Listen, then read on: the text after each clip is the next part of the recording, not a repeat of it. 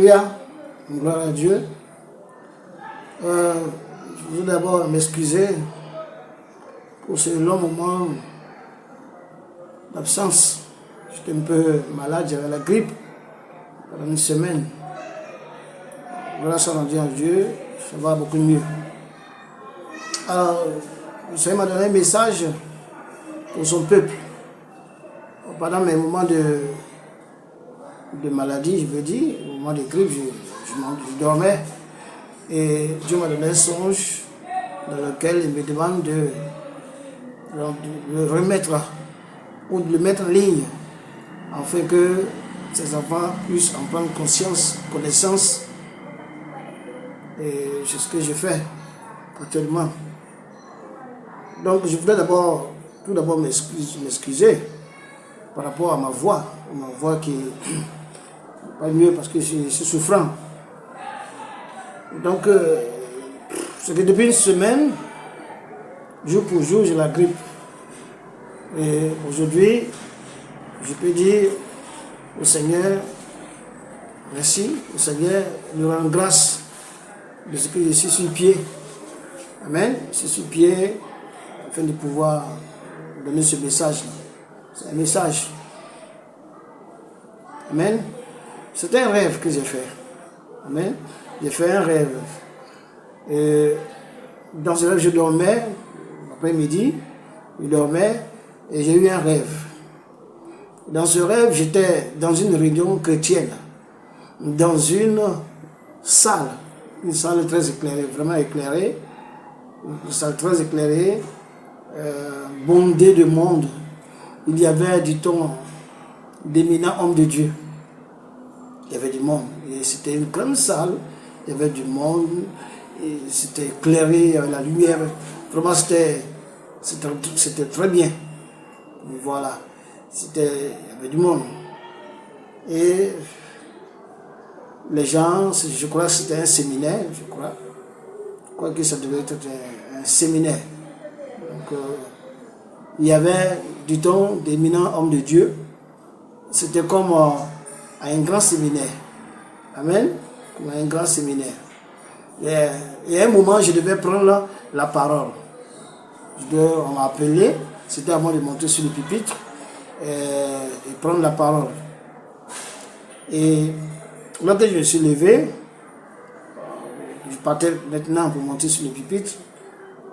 Pendant que je me dirigeais là-bas, vers le pupitre, au moment où je suis arrivé au pupitre, et des soi-disant responsables se sont approchés de moi, chacun à son tour, et me disant, c'est comme s'ils se sont passés les mots. Chacun à son tour venait me dire quelque chose. Et c'est comme s'ils se sont passés les mots. Amen. Il y a un qui a dit, un qui se lève, il me dit, ne prends pas assez de temps pour ne pas faire attendre. J'ai dit pardon. Ne prends pas assez de temps pour ne pas faire attendre. Attendre les personnalités, les grandes personnes qui sont là.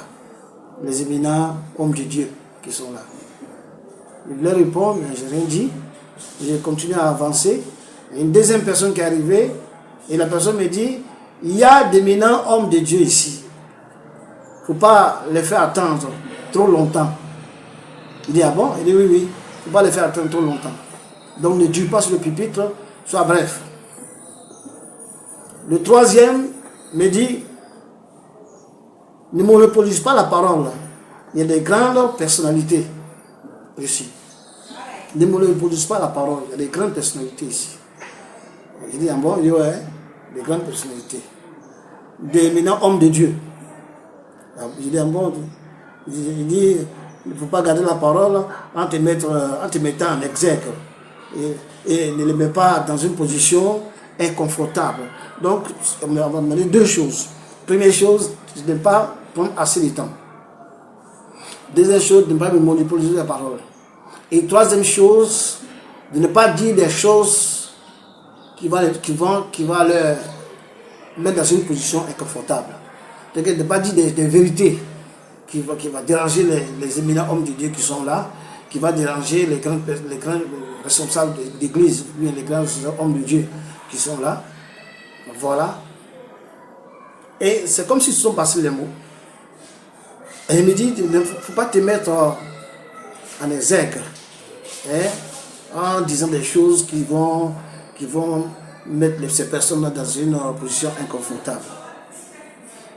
J'ai eu l'impression qu'on ne voulait pas entendre la parole de Dieu, mais plutôt autre chose. C'était un séminaire. Je vais monter pour essayer de parler. Et 3-4 personnes me bloquent, me disent, ne prends pas assez de temps, ne fais pas attendre les gens.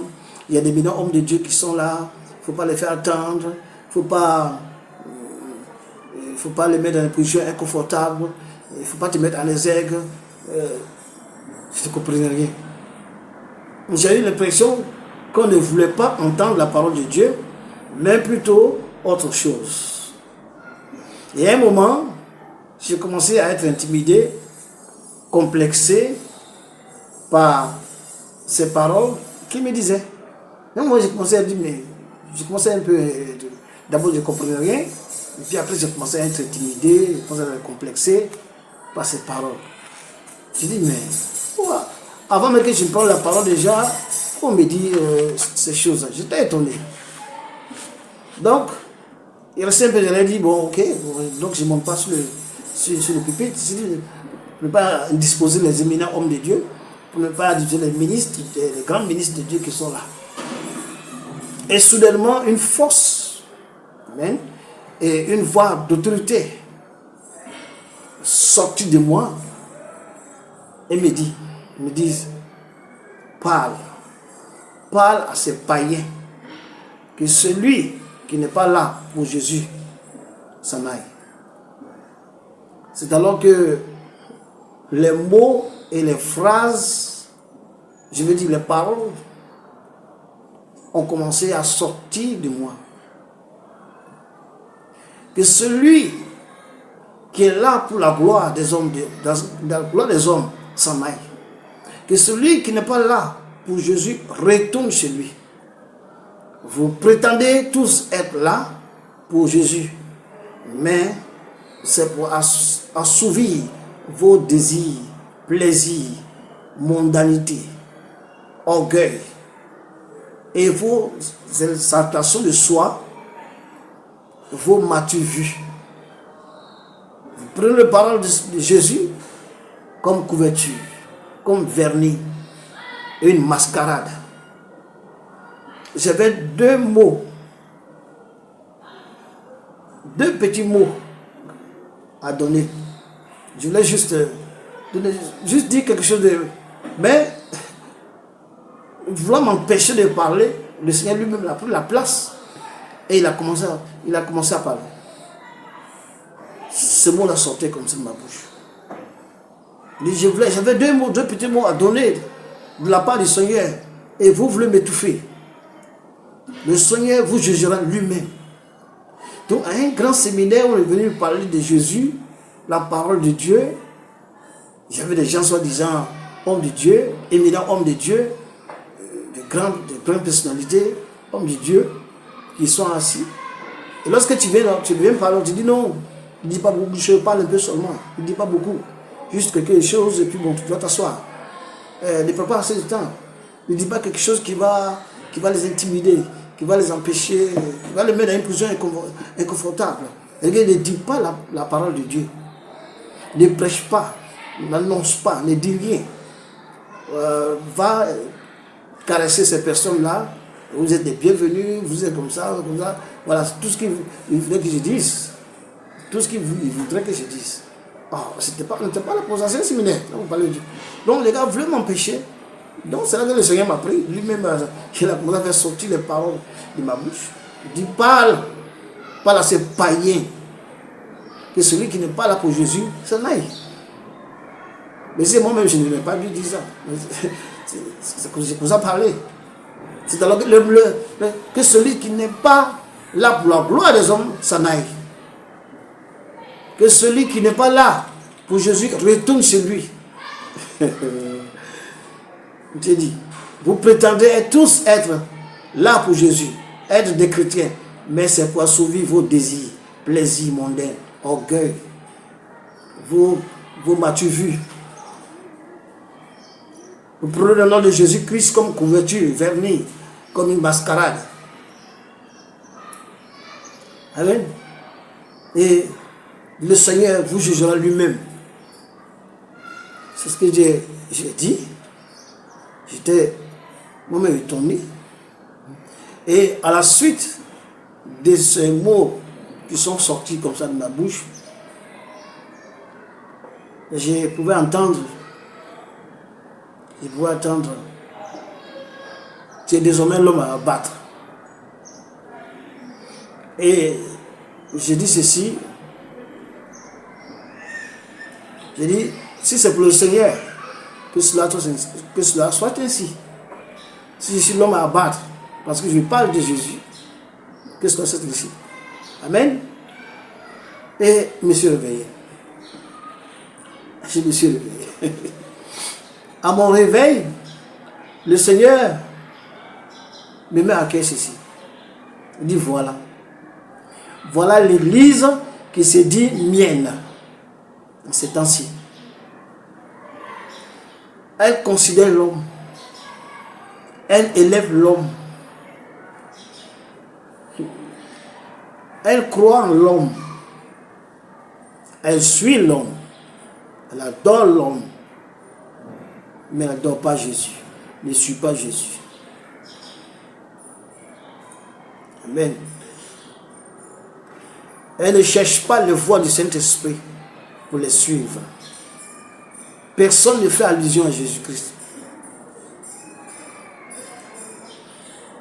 Et j'étais étonné. J'entendais la voix au-dedans de moi. C'était une expérience. J'étais là et la voix me dit, le Seigneur n'est pas content de son église. Il n'est pas content de son église dont le cœur s'est éloigné de lui. Le Seigneur me dit que aujourd'hui, les hommes qui vont à l'église, ils vont pour l'homme. Ils ne vont pas pour Jésus, mais ils vont pour l'homme à Jésus. Ils vont pour l'homme à l'église. Ils vont poursuivre un homme. Ils vont poursuivre un homme, écouter un homme, faire ce qu'un homme dit. Ils sont des adorateurs de l'homme, mais pas de Jésus. Ils n'écoutent pas le Saint-Esprit. Et il me dit, tu vois, c'est cette église-là qui se dit mienne en ces temps-ci. Dis-leur que le jugement est proche. Que chacun commence à laver sa robe. Que personne ne cherche le salut, personne ne cherche Christ, personne ne cherche l'amour de Dieu, personne n'écoute le Saint-Esprit. Tous sont pour l'homme, pour le pasteur, ils sont pour le prophète, ils sont pour l'évangéliste. On glorifie l'évangéliste, on glorifie le prophète, on glorifie soi-disant homme de Dieu. On discute dans les églises entre les chrétiens, tel homme de Dieu et tel. Personne ne parle de la parole. Personne ne parle de la parole. Personne n'écoute. Cherche la volonté de Dieu. Mais Dieu n'est pas content de l'église. Et le cœur de son église s'éloigne de lui. Mais qu'est-ce que dit la parole? Qu'est-ce que dit la parole? La Bible dit, Dieu dit, j'aime ceux qui m'aiment. J'aime ceux qui m'aiment. Amen. On va prendre Proverbe 8, verset 17. Amen.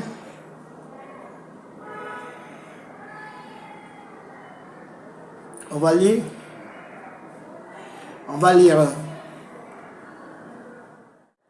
Donc, Proverbe 8, verset 17.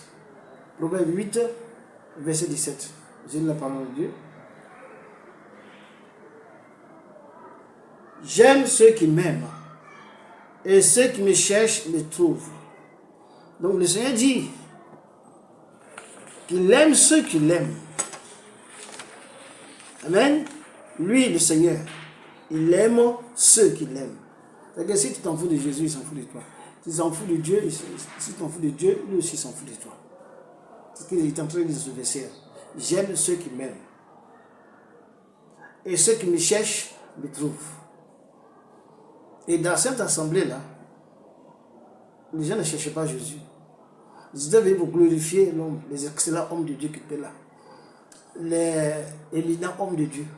Qu'on ne devait pas froisser, qu'on ne devait pas faire attendre, qu'on ne devait pas mettre dans une position dérangeante, inconfortable. Mais qu'on devait faire les éloges, parler d'eux. Pendant que nous sommes venus à un séminaire. Ces personnes-là n'aiment pas Jésus. Et ils ne sont pas venus pour chercher Jésus. Et ce que Jésus dit ici, Proverbe 8, verset 17. J'aime ceux qui m'aiment. Et ceux qui me cherchent me trouvent. Amen. On va continuer. On va chercher Colossiens 17. Amen. Colossiens 17. Colossiens 3, 17. Colossiens 3, verset 17. Dit quoi?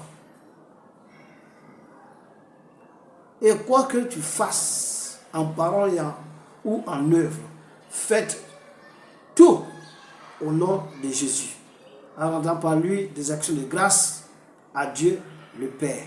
Donc la Bible dit ici que tout ce que nous fassions, qu'est-ce que nous fassions, il faut que ce soit fait au nom de Jésus.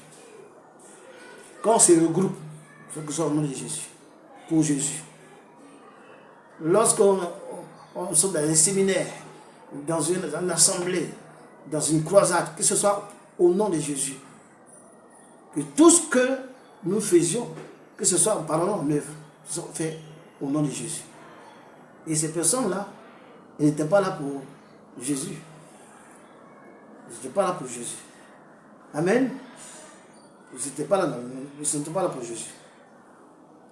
Dans ce songe, tout ne se faisait pas au nom de Jésus. Rien n'était fait pour Jésus.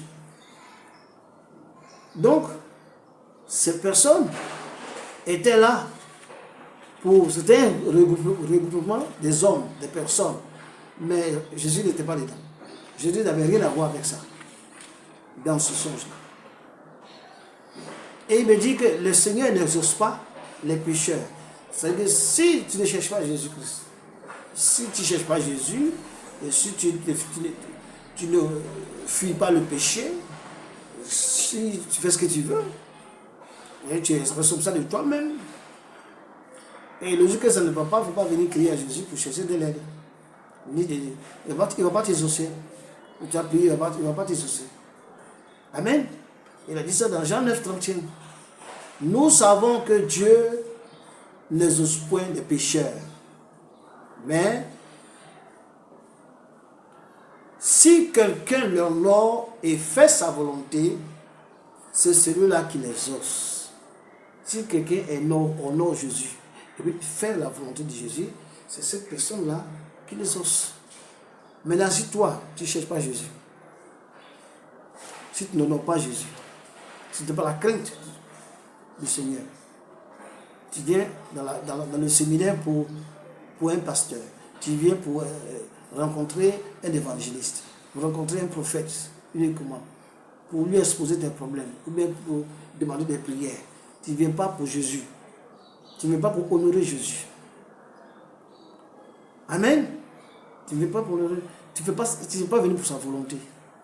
La Bible dit que Dieu ne va pas t'exaucer, il ne va pas t'honorer. Il ne veut pas exaucer tes prières. Donc, faisons très attention dans la position dans laquelle nous sommes pour aller dans l'Assemblée de Dieu. La position dans laquelle nous sommes pour aller à un séminaire, pour aller à un rassemblement. Les gens disent que ils pensent que Dieu n'est pas là. Dieu est partout. Il l'a dit dans sa parole. Maintenant, je fais que là où 2, 3 sont unis en vous, je suis venu. Donc, faisons très attention. Le Seigneur m'a montré ce songe-là. il n'est pas du tout content du cœur de son peuple de ce temps-ci. Il ne le cherche pas. Amen. Il ne le cherche pas, mais il cherche le monde, les choses de ce monde. Il cherche les hommes de Dieu qui vont le faire procurer cela. Alors que ce n'est pas l'homme de Dieu qui va te faire procurer la bénédiction. C'est Dieu lui-même. Vous cherchez Dieu, c'est tout. Donc il faut arrêter de courir derrière les hommes de Dieu. Vous allez courir derrière les prophètes, les pasteurs. Mais au contraire, cherchez le Seigneur. Cherchez à l'honorer. Faites sa volonté. Fuyez le péché. Afin que vos prières soient exaucées. Amen. Voilà.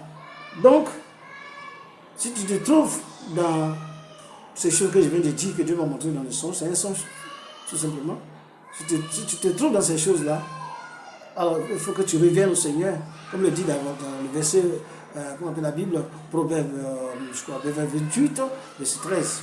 Proverbe 28, verset 13. Celui qui cache les transgressions ne poursuit point, mais celui qui les avoue et les délaisse obtient miséricorde. Donc tout ce que je viens de dire, là, si tu vois que des fois tu fais ça, ou tu as ces choses-là, s'approcher du Seigneur, dans l'humiliation, faire la repentance, demander pardon au Seigneur pour toutes ces choses et les abandonner.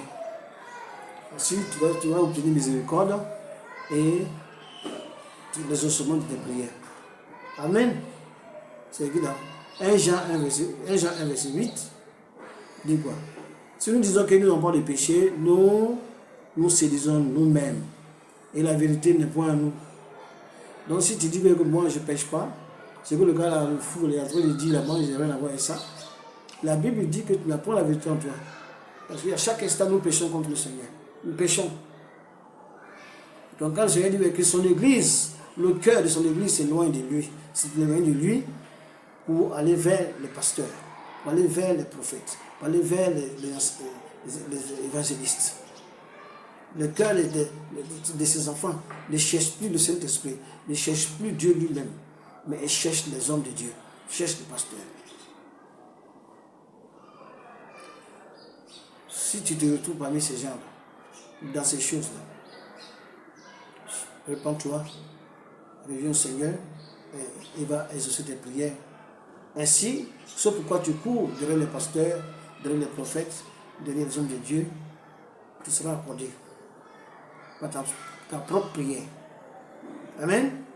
C'est ce sens que le Seigneur m'a donné. Il m'a dit de mettre ça sur le où quand je suis convalescent, une semaine de grippe, mais j'étais dans mon sommeil, de fatigue, de maladie, et il m'a donné ce songe. Il m'a dit, va mettre ça en ligne, mes enfants, qui sont en train de suivre les hommes de Dieu, au lieu de suivre le Saint-Esprit. Ils suivent les hommes de Dieu, et ils suivent Jésus. Qui invoquent le nom des hommes de Dieu, au lieu d'invoquer le nom du Seigneur. Amen. Que Dieu nous bénisse. Seigneur mon Dieu, Père, je bénis ton nom, je te rends grâce. Voici, mon Dieu, ce songe que je viens de donner. Mon Dieu, tous ceux qui se reconnaissent, Seigneur, fais en sorte qu'ils puissent voir cette vidéo, qu'ils puissent se repentir. Oh mon Dieu, afin qu'ils puissent revenir à toi, toi le Dieu véritable, au nom de Jésus-Christ de Nazareth. Mon Dieu, mon Père, tous ceux-là, chrétiens ou pas, qui vont voir cette vidéo, je prie, Seigneur, oh mon Dieu, qu'ils sont le cœur, le rein, mon Dieu, touche chacun d'eux, afin que mon Dieu puisse être saisi par cette révélation que tu m'as donnée dans le rêve, afin que, oh mon Dieu, tes enfants reviennent à toi, au nom de Jésus. Et ceux-là même qui ne te connaissent pas, puissent te chercher, Seigneur, te repentir, et avoir la vie éternelle. Au nom de Jésus, Amen. Merci, Seigneur.